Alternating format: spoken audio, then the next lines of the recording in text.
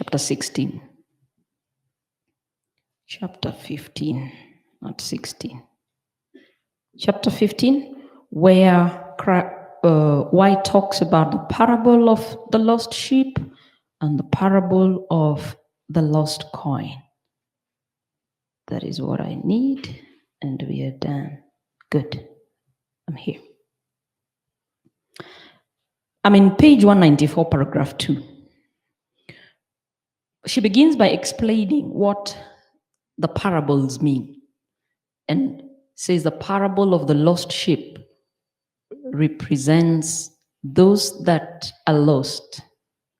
They know they are lost, but they simply can't find their way back home. The lost coin are those that are lost. They are not even aware they are lost. And so you can't even talk about them coming back home.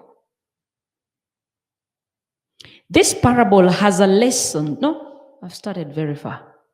Let's begin. Yes. The lost sheep knows that it is lost. It has left the shepherd and the flock, and it cannot recover itself. It represents those who realize that they are separated from God and who are in a cloud of perplexity, humiliation, and sorely tempted. We have such in the family. I know people who know they are lost, they want to come back home, but they just don't know how to come back home. Because when they think of home, you've always called back and said, ulienda, usirudi. Ulidhani sitasonga. When you see his call, you're always like, how many times do I have to tell you I don't need you to call me?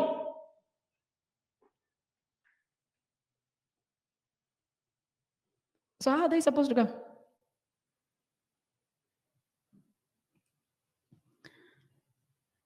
The lost coin is what I'm interested for now.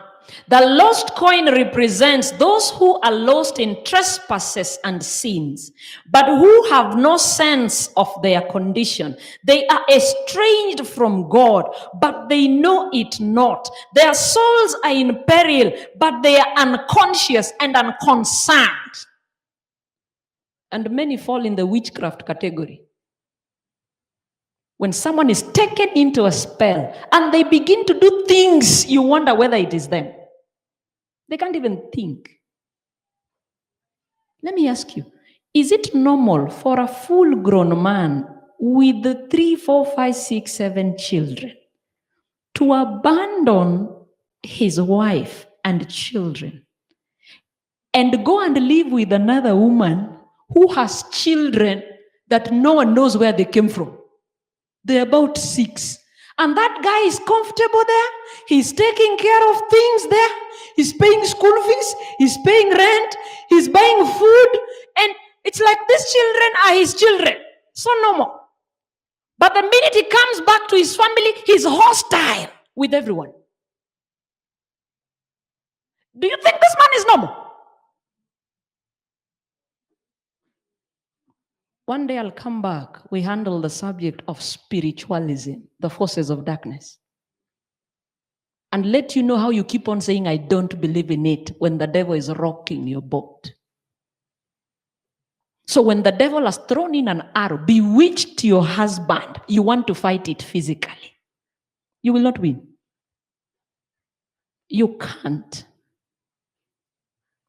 These people are normally so lost. They are under a spell. Ellen White says such people cannot come out on their own because they don't even know where they are. It takes the intervention of someone else. And when Christ is dealing with such powers, he says, this one, the only thing that can remove it is prayer and what?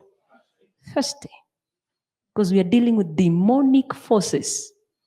Demonic forces that don't tremble to people in their carnal environment. They only tremble to people in the spiritual realm. And so when we fast, it lifts us from the physical environment to a spiritual environment. You increase your spiritual sensitivity. You increase your spiritual capacity. Your presence makes demons manifest. Because you have arrived. There's a power around you. The demons can't just sit comfortably.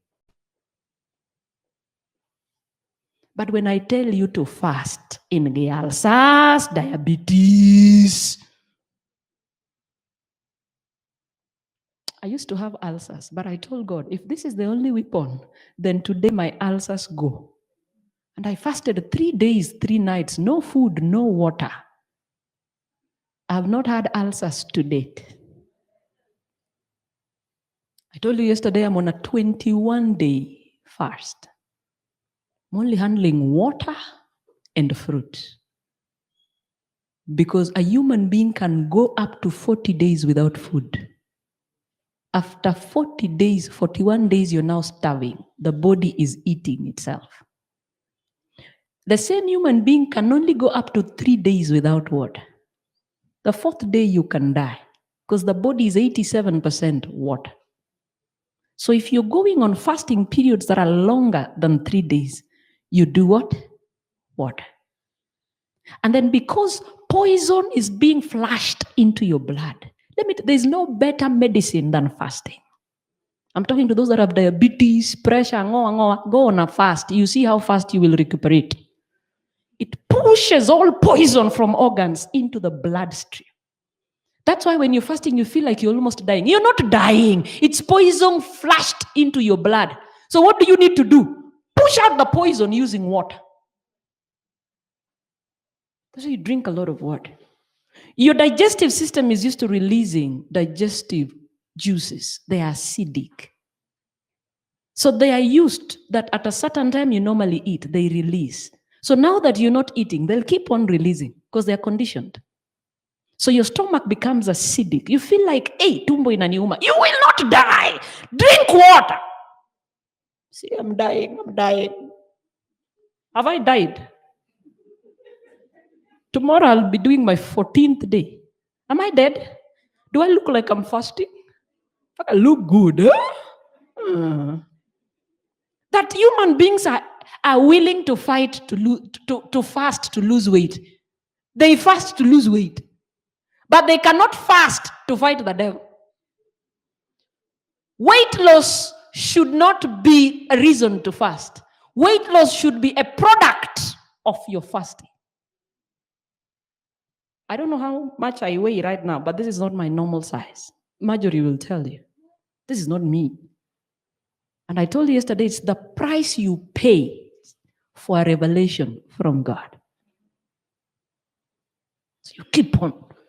Things are happening. You want to fight with arguments. You want to fight with confrontations. In fact, when it doesn't work completely, you also visit a witch doctor. You pile more demons on the situation.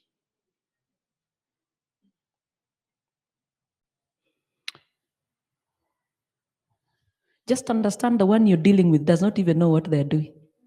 When your husband has to spread his seed everywhere, understand he does not know what he's doing. And you don't run away. That he's gone. He has given another woman pregnancy. They now have children out there. So you also say, I've moved on. So you also go give birth out there. What's the difference between what your husband has done and what you are doing now? There's no difference.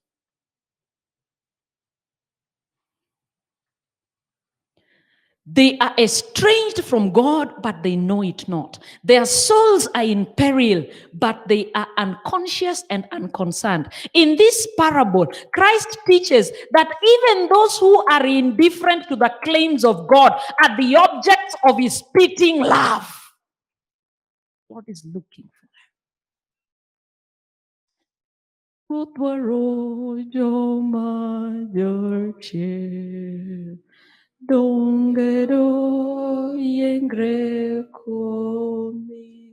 Marriage is not for the faint-hearted. It's not.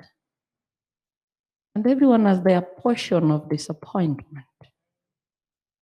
So when you see a woman whose husband has left to go stay with another woman, and then you open your big mouth and say, mwanamke mjinga anaharibu nyumba kwa mkono yake. She didn't know how to take care of her husband. That's why her husband left. Are you sure?